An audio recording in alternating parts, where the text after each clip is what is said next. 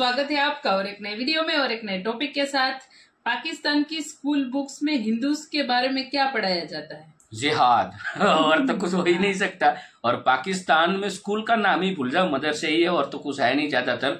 और वहां पे हिस्ट्री वर्ल्ड में कहीं नहीं होगी, वैसी पढ़ाई जाती होगी मेरे हिसाब से। तो अब तक हमने जो वीडियो पाकिस्तान के देखे उस हिसाब से मैं कह रहा हूँ। लेकिन चलिए दोस्तों, ये वीडियो देखते आशा करेंगे पसंद आएगा, और पसंद आए तो लाइक और शेयर जरूर से कर दीजिएगा। और चैनल पर पहली बार है, सब्सक्राइब नहीं किया तो सब्सक्राइब जरूर से करें। चलिए स्टार्ट करते। कभी कभी ऐसा फील होता है कि काश मेरा नाम संजय ना होता।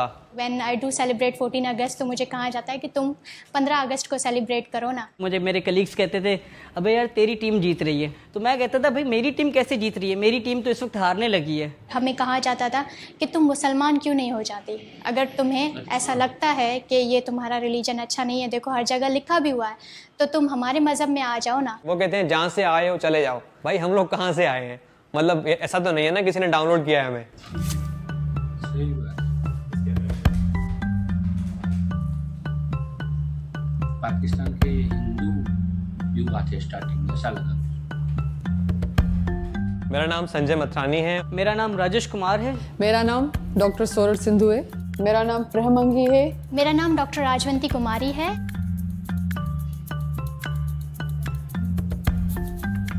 वैसे तो हम स्कूल में किताबें इतनी शौक से नहीं पढ़ते थे जो सिलेबस की होती थी। सोशल स्टडीज़ पढ़ते थे, उसमें ऐसी चीज़ें होती थी कि हिंदू जो है अपनी बेटियों को सही से ट्रीट नहीं करते, उनको मार देते थे। पुराने ज़माने में उनको जिंदा ज़मीन में दफन कर देते थे। मेरे अपने ही भांजे ने मतलब स्कूल में उसको पढ़ाया गया कि काफिर का मतलब बुतों की पूजा करने वाला। तो जब वो घर आया और अपने अब्बू से पूछा कि अब्बू हम काफिर हैं, ऐसी चीज़ें हम पढ़ते थे, तो इस तरह से होता था कि सब क्लास के जो लोग होते थे मेरी तरफ एकदम से देखते थे। वो बच्चे जो हिस्ट्री को ये किताब लेके इस किताब को एज ए हिस्ट्री बुक मानते हैं, उनको लगता है कि पाकिस्तान की जो पूरी हिस्ट्री है ये किताब है।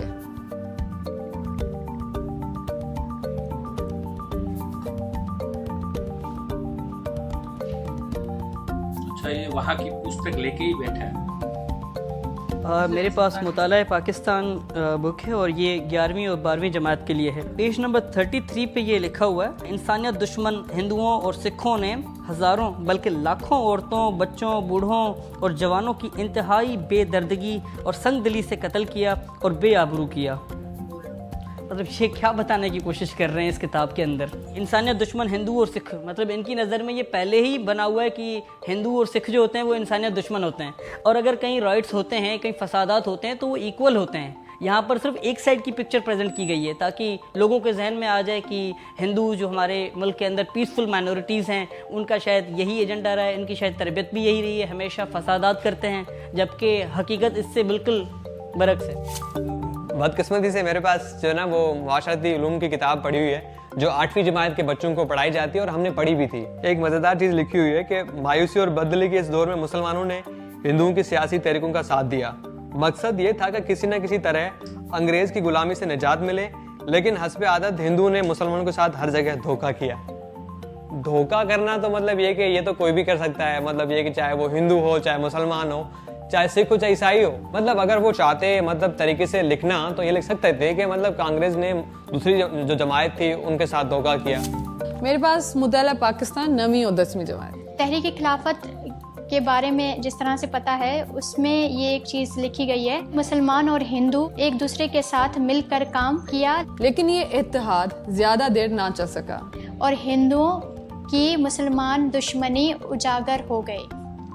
मैं मुसलमानों की दुश्मन कैसे हो सकती हूँ? जिस कंट्री में मैं रही हूँ, मैं मुसलमानों के साथ पली बड़ी हूँ, उनके साथ मैंने अपने त्यौहार सेलिब्रेट किए हैं, उनकी मैंने ईद सेलिब्रेट की है, वो कैसे मतलब हमारी दुश्मनी हो सकती है? मेरे दोस्त हैं जो वो सारे मुस्लिम हैं, वो मेरे रिलीजन की रिस्पेक्ट करती हैं, मैं उनके रिलीजन की रिस्पेक्ट करती हूँ। बहुत से हिंदू थे जिन्होंने पाकिस्तान बनने के बाद भी काम किया। हमारी बहुत सी हॉस्पिटल्स हैं जो हिंदुओं ने बनवाई।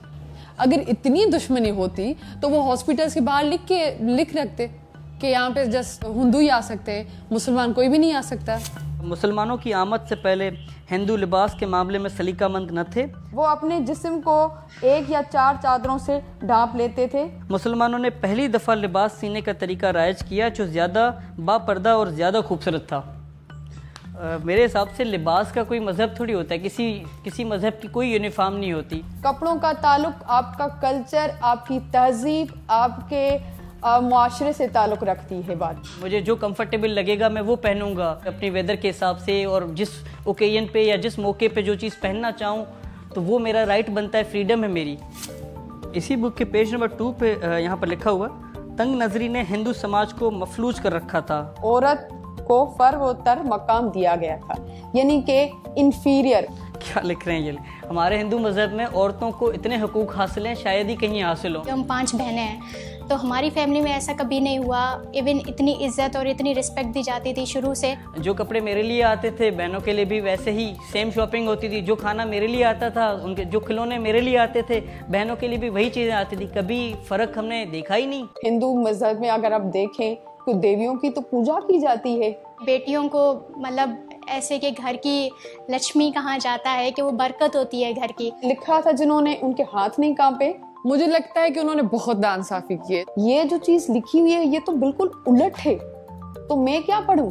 वो जो मैं देखूं, वो जो मैं पढूं। ये चीज भूल गए कि बहुत से हिंदू हैं जो पाकिस्तान को आगे करने के लिए भी काम कर रहे हैं। आप मजहबी हमांगी, रवादारी और काफी ऐसी चीजें सिखाए। मैं इन राइटर्स को और इनके साथ साथ इनके पूरे एडिटोरियल बोर्ड को यही मशवरा दूंगा, होश के नाखून ले लें। निसाब को स्क्रूटनाइज करने की जरूरत है और फौरन जितना कर लें बेहतर है।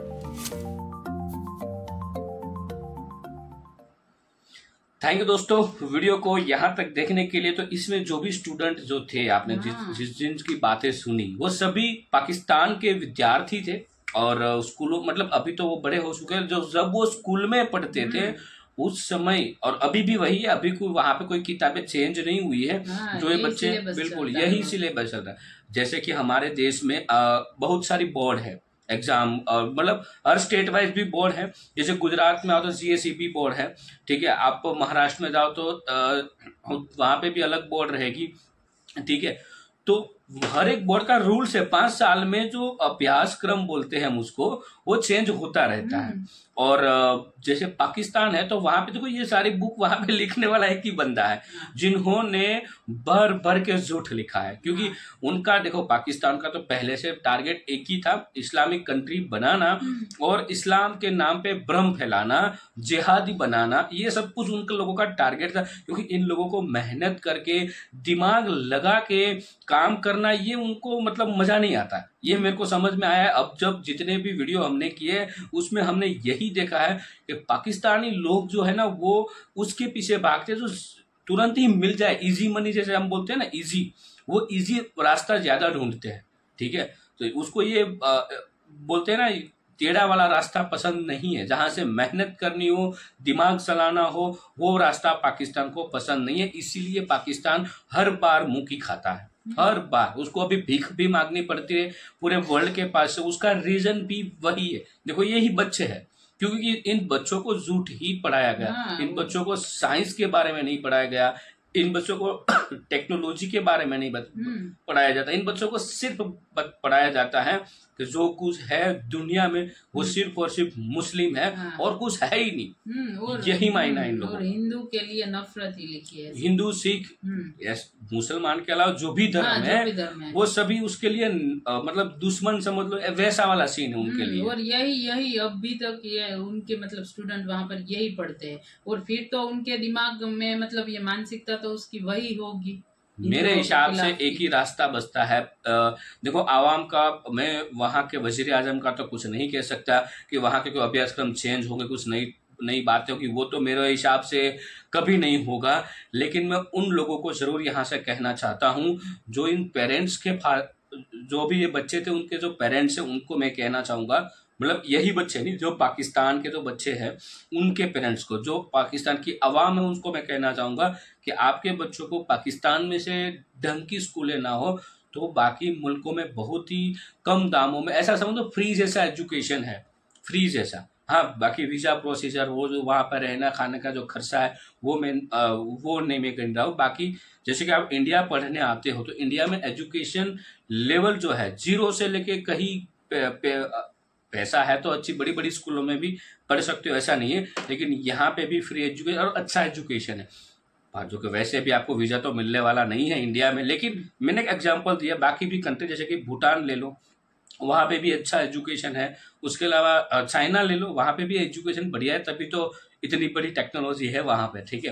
हालांकि आपको चाइनीज लैंग्वेज ना समझना तो अलग चीज है। श्रीलंका में भी अच्छा एजुकेशन है, ऐसा नहीं है कि श्रीलंका में वहाँ पे मुस्लिम है तो वहाँ पे यही वहाँ पे हिस्ट्री ओरिजिनल पढ़ाई जाती है। हाँ। पाकिस्तान जैसा नहीं है। पाकिस्तान के अलावा सब जगह मतलब सही। मेरे हिसाब से इन लोगों को ट्राई करना चाहिए कि आपके बच्चों को बाहर कहीं पढ़ने भेजो, अदरवाइज तो आपका बेड़ा गर्क पक्का है। अदरवाइज तो आपको सिलेबस चेंज करना पड़ेगा। सिलेबस चेंज क्यों? अरे सिलेबस चेंज करने के लिए भी दिमाग चाहिए ना, वैसे दिमाग वाले लोग भी होने चाहिए ना, क्योंकि सिलेबस चेंज करना होगा तो उसको किसी और कंट्री की हेल्प लेनी पड़ेगी, तो वो पाकिस्तान कर नहीं सकता उसका, क्योंकि दूसरे कंट्री की हेल्प ली जाएगी तो थोड़ा बहुत उस कंट्री के बारे में आएगा। तो वही तो उसको दिक्कत है कि मुसलमान के अलावा और कोई जिक्र ना हो उसके बच्चों के दिमाग में, बस यही पढ़ाते रहो।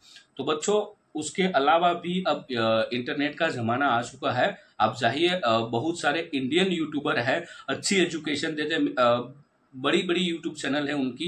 मैं यहाँ पे किसी को प्रमोट नहीं कर रहा हूँ, आप जाइए, आपको मिल जाएगा। यूट्यूब में सर्च कीजिएगा मैथमेटिक्स के रिलेटेड, साइंस के रिलेटेड, आपको बहुत सारी यूट्यूब चैनलें मिल जाएगी और वर्ल्ड अफेयर के रिलेटेड। और इसमें से एक सजेस्ट कर सकता हूँ, जो है खान सर का यूट्यूब चैनल है, उस पर भी आप जाइए, आपको हिस्ट्री ओरिजिनल मिलेगी।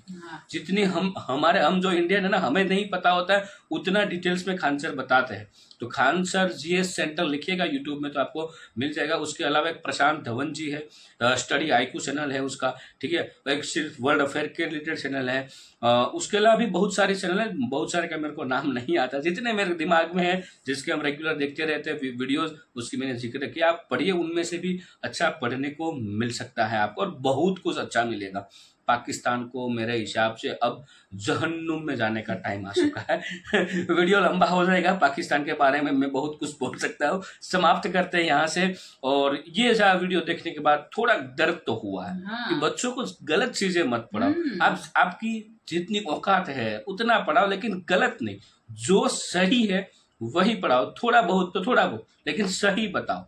हिस्ट्री को गलत साबित करने की कोशिश मत करो, अदरवाइज अभी तो थोड़ी बहुत भीख मांगनी पड़ रही है, फिर वो भी नहीं मिलने वाली आपको, क्योंकि टैलेंट नहीं आएगा, टैलेंट नहीं आपके बाहर आने वाली, तो फिर भीख के बाद तो फिर दूसरे देश वाले भी कंटाल जाएंगे, भाई कितना पैसा दें लोगों को। बाकी वीडियो समाप्त करते दोस्तों, आपसे विदाई ले रहे, मिलते और एक नए वीडियो में आपके साथ। टिल देन, जय हिंद, जय भारत।